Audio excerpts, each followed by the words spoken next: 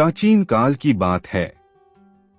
महर्षि वाजश्रवा एक बड़े यज्ञ का आयोजन कर रहे थे, जिसमें उन्होंने अपनी सारी संपत्ति दान देने का वचन दिया। उनका पुत्र नचिकेता, जो एक होनहार और जिज्ञासु बालक था, यज्ञ में उपस्थित था। नचिकेता ने देखा कि उसके पिता वृद्ध और कमजोर गायों को दान में दे रहे थे। उसने सोचा कि ऐसा दान कोई शुभ फल नहीं देगा। उसने अपने पिता से पूछा, पिताजी, आप मुझे किसे दान करेंगे? वाजश्रवा ने क्रोध में आकर कहा, मैं तुझे मृत्यु को दान करता हूँ। नचिकेता ने अपने पिता के शब्दों को गंभीरता से लिया और यमलोक की ओर चल पड़ा। यमराज उस समय अपने कर्तव्यों में व्यस्त थे और नचिकेता को 3 दिन तक उनके द्वार पर इंतजार करना पड़ा। जब यमराज वापस लौटे तो उन्होंने नचिकेता का धैर्य देखकर प्रसन्न होकर उसे 3 वरदान मांगने को कहा। पहले वरदान में नचिकेता ने अपने पिता के क्रोध को शांत करने और उनके कल्याण की मांग की। दूसरे वरदान में उसने स्वर्ग की राह का ज्ञान मांगा। यमराज ने उसे यह ज्ञान प्रदान किया। तीसरे वरदान में नचिकेता ने आत्मा और मृत्यु का रहस्य जानने की इच्छा जताई।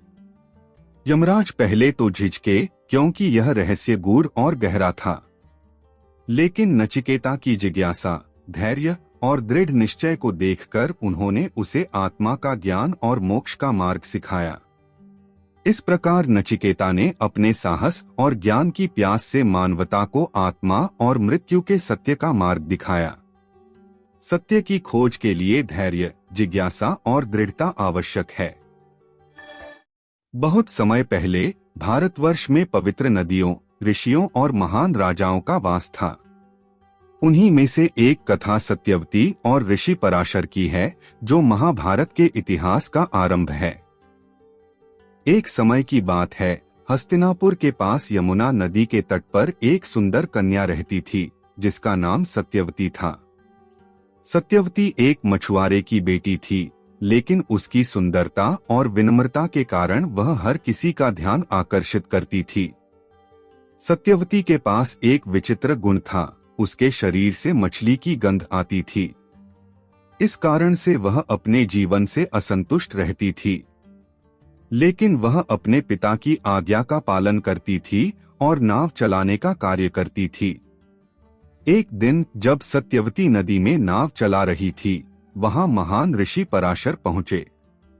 वे अपनी तपस्या समाप्त कर यमुना पार करना चाहते थे। सत्यवती ने अपनी नाव में उन्हें स्थान दिया और नदी पार करने लगी। नदी के बीच में पहुंचने पर ऋषि पराशर ने सत्यवती से कहा, हे कन्या, तुम्हारी सुंदरता अद्वितीय है। मैं तुम्हारे अंदर कुछ अद्भुत देखता हूँ। सत्यवती ने लज्जा से कहा, हे ऋषि, मैं केवल एक साधारण मछुआरे की बेटी हूँ। मेरा जीवन साधारण है। पराशर ने कहा, तुम्हारा जीवन साधारण नहीं है। तुम्हारे माध्यम से एक महान वंश का आरंभ होगा, जो इतिहास रच देगा। सत्यवती चिंतित हो गई और कहा, लेकिन मेरी मछली जैसी गंध से कौन मुझे स्वीकार करेगा? ऋषि पराशर ने अपनी दिव्य शक्ति से सत्यवती को वरदान दिया। उन्होंने उसकी गंध को सुगंध में बदल दिया, जिससे वह यशस्विनी बन गई। सत्यवती ने ऋषि की इच्छा का सम्मान करते हुए उनके साथ विवाह किया। इस पवित्र मिलन से एक महान संत का जन्म हुआ, ऋषि वेदव्यास। वेदव्यास ने महाभारत की रचना की और भारतीय इतिहास में एक महत्वपूर्ण स्थान प्राप्त किया। सत्यवती ने अपने जीवन में एक साधारण स्थिति से महानता प्राप्त की। बहुत समय पहले की बात है, द्वारका के राजा श्री कृष्ण और उनके बचपन के मित्र सुदामा की कहानी आज भी लोगों को प्रेरित करती है। सुदामा एक गरीब ब्राह्मण थे, जो अपनी सादगी और भक्ति के लिए जाने जाते थे। उनके पास धन नहीं था, लेकिन उनके मन में श्री कृष्ण के प्रति अपार प्रेम था। समय के साथ सुदामा की गरीबी इतनी बढ़ गई कि उनके पास अपने बच्चों को भोजन देने के लिए भी कुछ नहीं था। उनकी पत्नी ने एक दिन कहा, तुम्हारे मित्र श्री कृष्ण अब द्वारका के राजा हैं। उनसे मदद मांगो।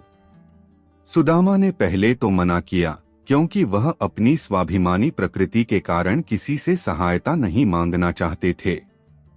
लेकिन पत्नी के आग्रह पर उन्होंने श्री कृष्ण से मिलने जाने का निश्चय किया।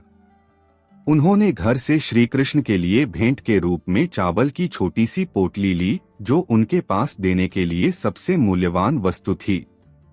जब सुदामा द्वारका पहुंचे तो उनके मन में संशय था कि क्या श्री कृष्ण उन्हें पहचान पाएंगे। लेकिन जैसे ही श्री कृष्ण ने अपने द्वारपालों से सुना कि उनका मित्र सुदामा आया है, वे तुरंत दौड़कर बाहर आए।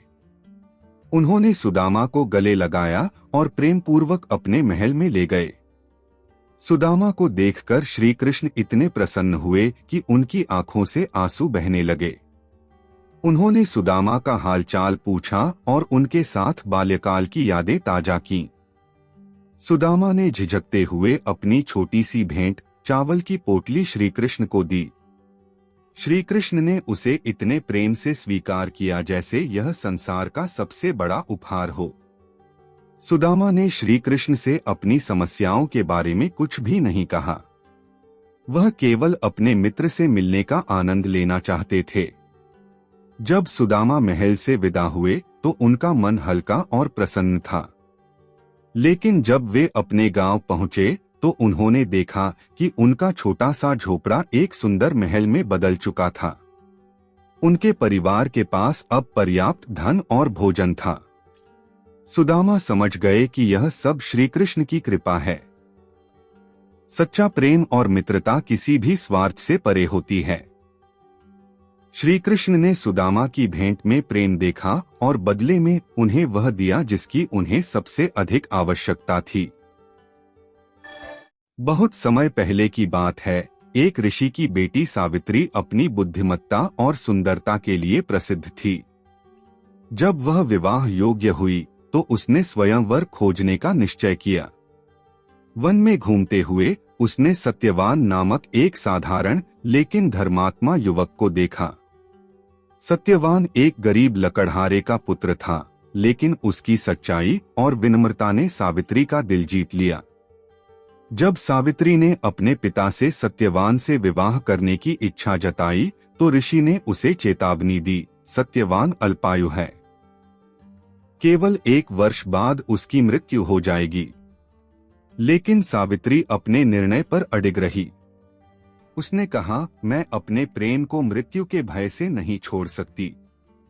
विवाह के बाद सावित्री ने सत्यवान के साथ जंगल में एक साधारण जीवन बिताना शुरू किया। वह हर दिन सत्यवान के लिए प्रार्थना करती और उसकी देखभाल करती। एक दिन सत्यवान लकड़ी काटने जंगल गया और अचानक बेहोश हो गया। यमराज, मृत्यु के देवता, उसकी आत्मा लेने आए। सावित्री ने उनका पीछा करना शुरू कर दिया। यमराज ने उसे वापस लौटने के लिए कहा, लेकिन सावित्री ने अपनी बुद्धिमानी और विनम्रता से यमराज को प्रसन्न कर दिया। यमराज ने सावित्री को 3 वरदान मांगने की अनुमति दी, सिवाय सत्यवान की जीवन वापसी के।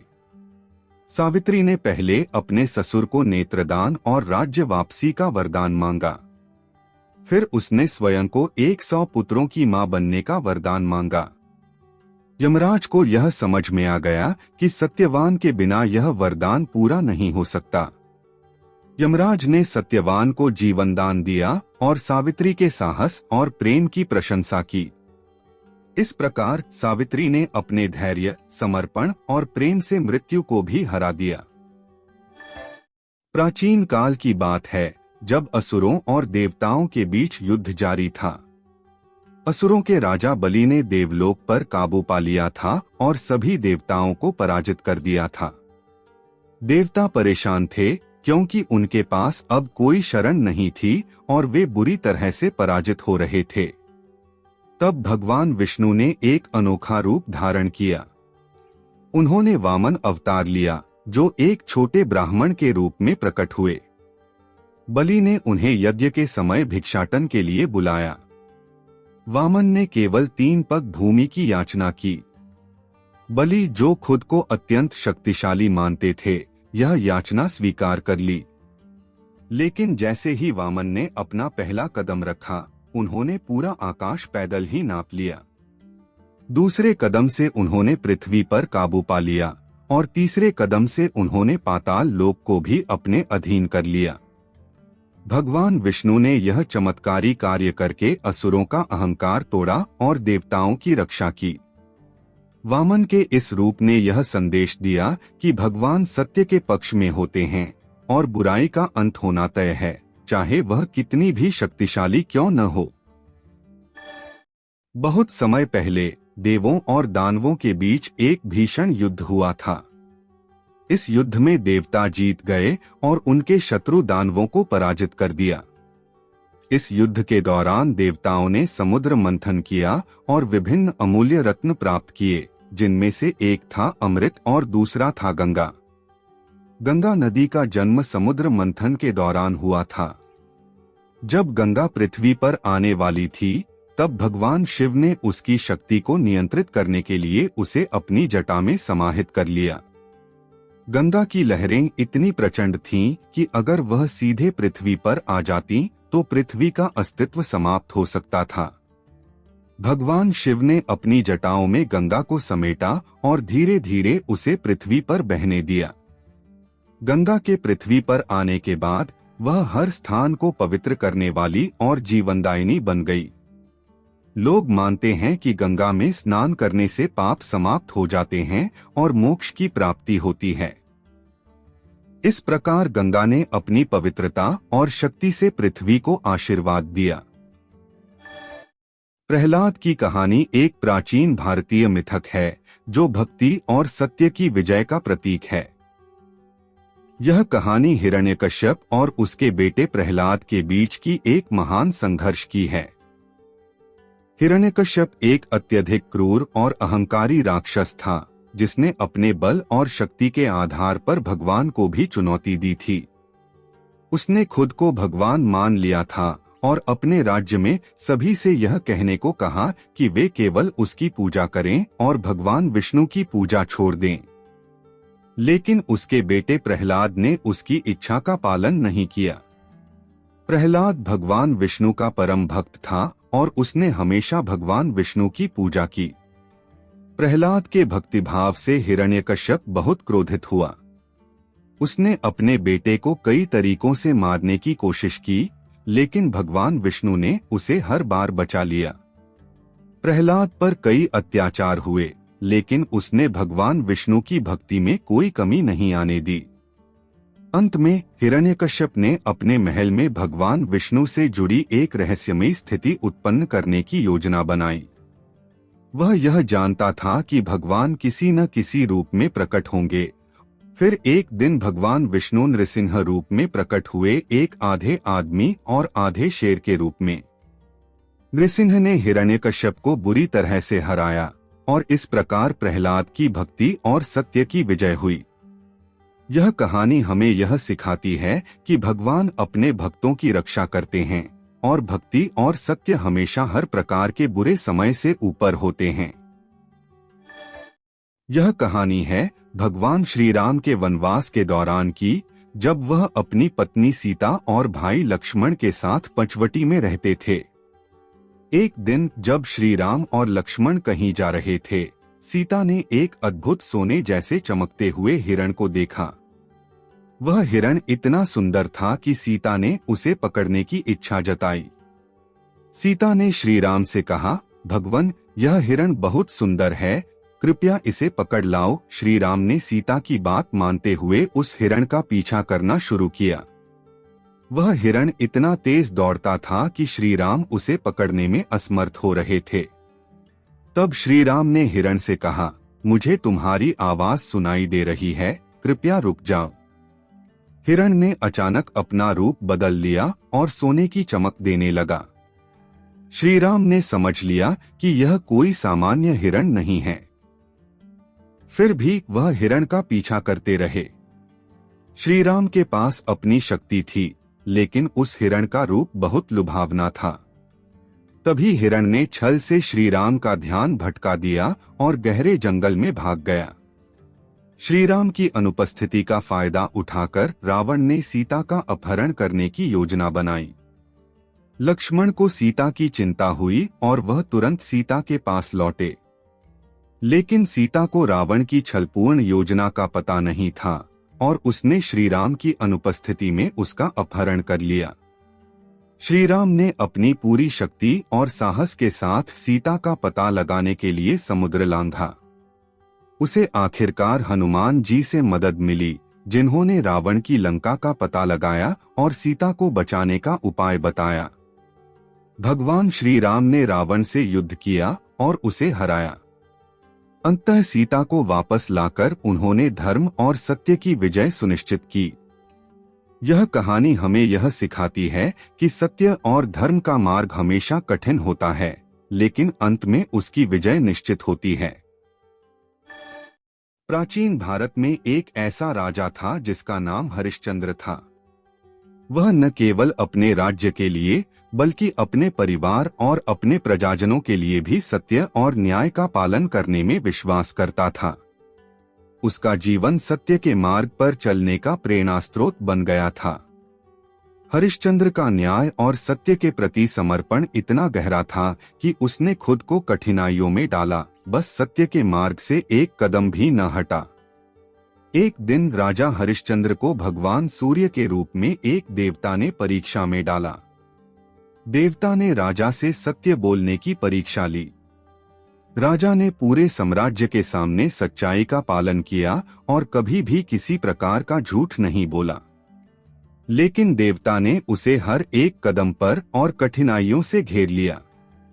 राजा का राज्य, उसकी संपत्ति, सब कुछ उससे छीन लिया गया। वह अपने परिवार को छोड़कर एक वनवासी की तरह जीवन जीने लगा। उसकी पत्नी सोनाली और पुत्र भी उसका साथ देते रहे। लेकिन राजा ने कभी भी अपनी सत्यनिष्ठा से समझौता नहीं किया। आखिरकार जब हरिश्चंद्र को एक ऐसी कठिनाई में फंसाया गया जहां उसे खुद को एक बुरा काम करने के लिए उकसाया गया, तब भी उसने अपनी सत्यता को न छोड़ा। उसकी सत्यनिष्ठा को देखकर देवता इतने प्रभावित हुए कि उन्होंने राजा और उसके परिवार को पुनः सम्मानित किया और उसे उसकी खोई हुई संपत्ति, राज्य और सुख समृद्धि वापस दी। राजा हरिश्चंद्र का जीवन यह सिद्ध करता है कि सत्य के मार्ग पर चलना हमेशा कठिन होता है, लेकिन अंत में सत्य की ही विजय होती है।